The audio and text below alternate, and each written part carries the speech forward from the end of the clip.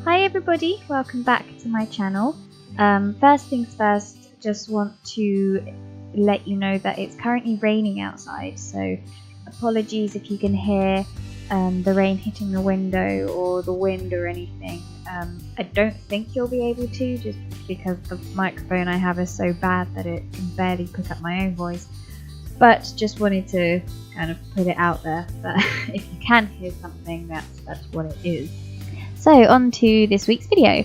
I decided I wanted to draw something in more of an illustrated style, specifically kind of children's book kind of look, I guess.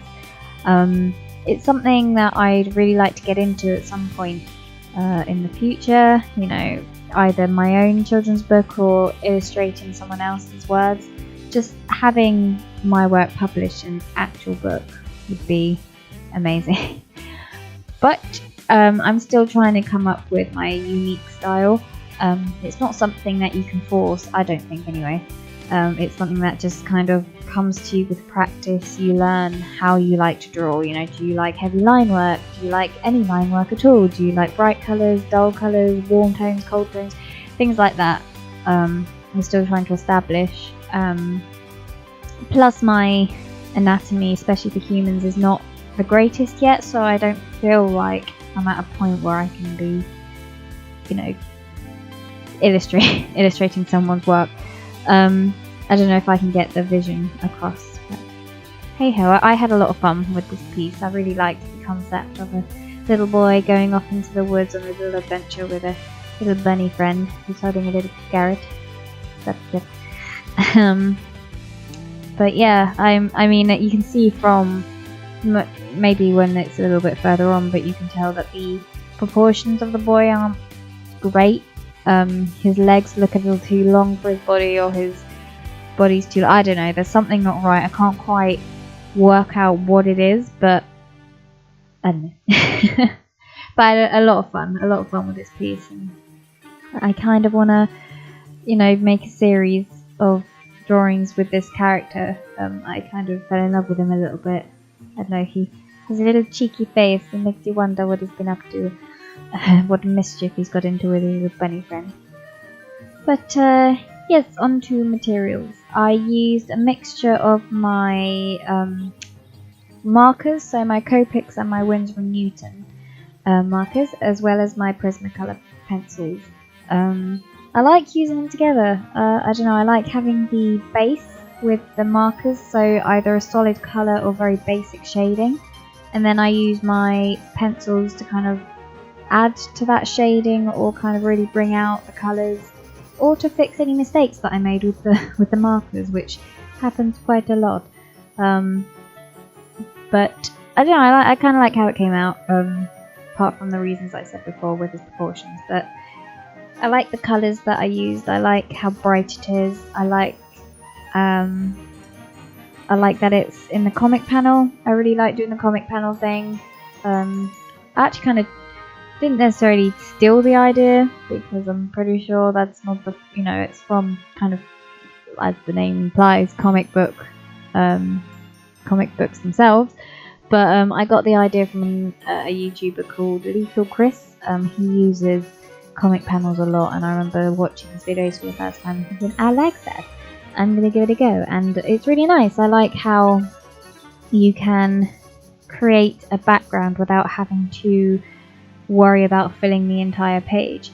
And it's also nice because there's an end point, if that makes sense, which I know it sounds silly because the, like, you know, edge of the page is technically the ending point, but sometimes I feel like with an entire page, I feel the need to fill all of it, and I don't know, it looks messy, or I struggle to decide what to put in it, and I don't know, it feels like if I give myself a set space, it helps me kind of squeeze everything in nicely, and, you know, it gives you an edge, a nice clean edge. So, you know, and also there's not the pressure to have to fill the whole page. You know, you can make the you know, panel as big or as little as you like. So for this one I did want more of a background because I wanted to show where this little boy was. But in other pieces I've, you know, drawn the box tiny, so you can only see the character themselves and barely any of the background. But I don't know, it just puts a sense of like perspective in, you know, that this person isn't floating around in space, that I'm not going to show you where they are because I don't want to draw it, sort of thing. A little bit of a cheat, but I feel like it works really well, and I really like the look of it at the end of the day. You know, if it looked horrible, then I would stop doing it, but I really do like how it looks, so I'm gonna keep on doing it. Yeah, so I don't know what else to talk about. I guess I kind of struggled with, you know, speaking of background, I did kind of struggle with the distance, like things in the distance. So I kind of tried to make things closest to the foreground darker, and then as they go further and further back, I wanted them to look lighter.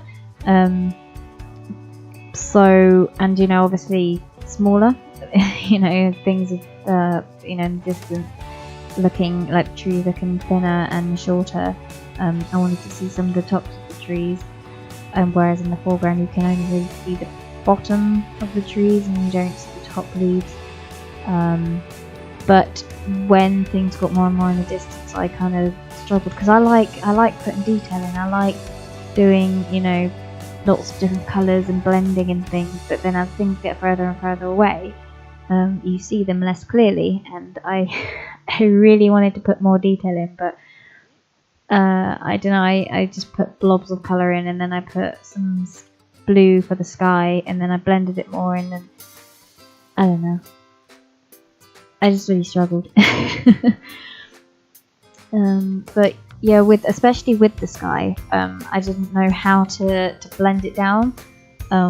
I used one of the lightest blue markers that I have, and then I blended it down with a colourless blender to try and, you know, kind of make the pigment bleed a little bit, so it kind of graduated down. But then I didn't like how the bottom was so light, so I went over it with some pencil, and then I don't think it showed up too well in the video, but I went in with some darker blue pencil, and then I blended it out with a lighter blue and a white pencil to make it a little bit more, I don't know, I don't know what I was trying to achieve, really. I just wanted to have a little bit of, you know, rather than just one solid colour, but then I don't really know what I don't. It looks okay though, it doesn't look too bad. I don't think. Oh, I don't know what else to talk about. I'm really struggling. I am so tired all the time. I say in every single video, but I genuinely am tired.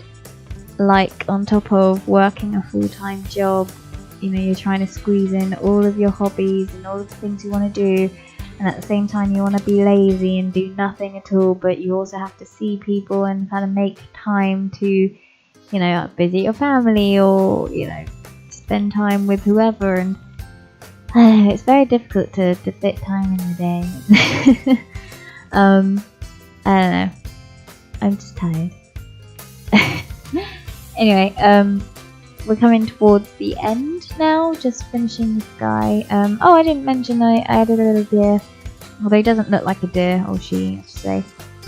Just kind of squished him in, and he doesn't really fit in. But he's there now, so we're rolling with it. But that's pretty much it. I hope you enjoyed. I'd love to hear what you think. And I guess I will see you in the next one.